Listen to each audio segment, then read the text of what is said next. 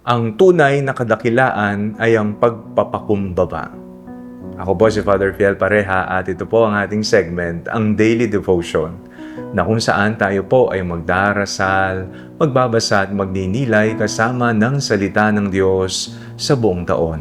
Manalangin tayo. Sa ngalan ng Ama, ng Anak at ng Espiritu Santo. Amen. Halina, banal na Espiritu, liwanagan mo ang aming puso at isip, nang maunawaan at may sa buhay namin ng iyong salita. Amen. Our Bible passage for today is from the Gospel of St. Matthew chapter 23, verses 8 to 12, and I read it for you. But you are not to be called Rabbi, for you have one teacher, and you are all students. And call no one your father on earth, for you have one Father, the one in heaven. Nor are you to be called instructors, for you have one instructor, the Messiah. The greatest among you will be your servant.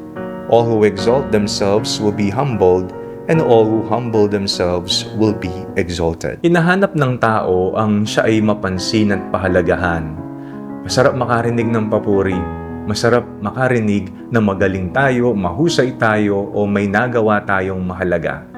Pero minsan, hindi natin namamalayan na unti-unti nating hinahanap ang pagkilala ng tao. Gusto nating mapansin, gusto nating mauna, gusto nating marinig na tayo ang magaling sa lahat. Sa Ebanghelyo ngayon, malinaw ang paalala ng ating Panginoon para sa ating lahat. Ang pinakadakila sa inyo ay magiging lingkod ninyo. At sinabi rin niya, ang nagmamataas ay ibababa, at ang nagpapakumbaba ay itataas. Hindi po masamang magkaroon ng kakayahan o tagumpay. Ang problema ay kapag ang mga ito ay naging dahilan para isipin nating mas mataas tayo kaysa sa iba. Ang tunay na kadakilaan ayon kay Jesus ay hindi nasusukat sa posisyon, sa pangalan o sa dami ng nakakakilala sa atin. Nasusukat ito sa ating kakayahang maglingkod at magpakumbaba. Ngayong ipinagdiriwang natin ang kapistahan ni San Agustin, magandang tingnan ang kanyang buhay. Si San Agustin ay isang taong matalino at may maraming hinahangad sa buhay. Ngunit dumating ang panahon na napagtanto niyang hindi sapat ang tagumpay, karunungan o anumang bagay na hinahanap niya sa mundo upang mapuno ang kanyang puso. Sa kanyang pagbabalik loob, natuklasan niya na ang tunay na kaligayahan ay matatagpuan lamang sa Diyos. Kaya mula sa isang buhay na nakasentro sa sarili, natuto siyang mamuhay para sa Diyos at para sa iba. Saan umiikot ang buhay ko? Sa sarili ko ba? Sa pagkilala ng ibang tao? Sa gusto kong makuha at mapatunayan? O umiikot ang buhay ko sa Diyos? Dahil po minsan kung gumagawa tayo ng mabuti, maaari pa rin itong maging tungkol sa sarili natin. Tinutulungan natin ng iba pero gusto nating mapansin.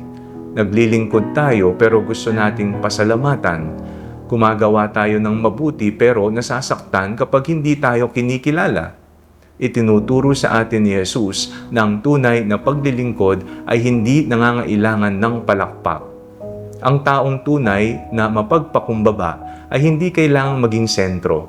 Sapat nang malaman niyang nakikita siya ng Diyos.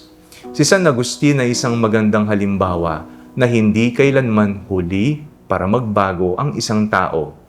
Mula sa paghanap sa sarili, natutunan niyang hanapin ang Diyos. At nang matagpuan niya ang Diyos, natagpuan din niya ang tunay na direksyon ng kanyang buhay. Kaya ngayong kapistahan niya, itanong natin, ako ba ay namumuhay upang mapansin o namumuhay upang maglingkod? Di naman tinatanong ng Diyos kung gaano karaming tao ang humahanga sa atin. Ang mas mahalagang tanong para sa ating lahat ngayon, ilang tao ang minahal mo? Ilang tao ang natulungan mo? Ilang buhay ang napalapit mo sa Diyos?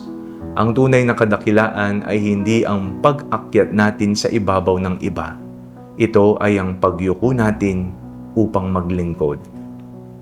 Manalangin tayo. Panginoon, tulad ni San Agustin, turuan mo kaming hanapin ka higit sa lahat.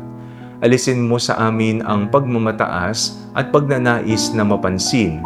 Bigyan mo kami ng mapagpakumbabang puso na handang maglingkod at magmahal. Amen. Sa ngalan ng Ama, ng Anak at ng Espiritu Santo. Amen.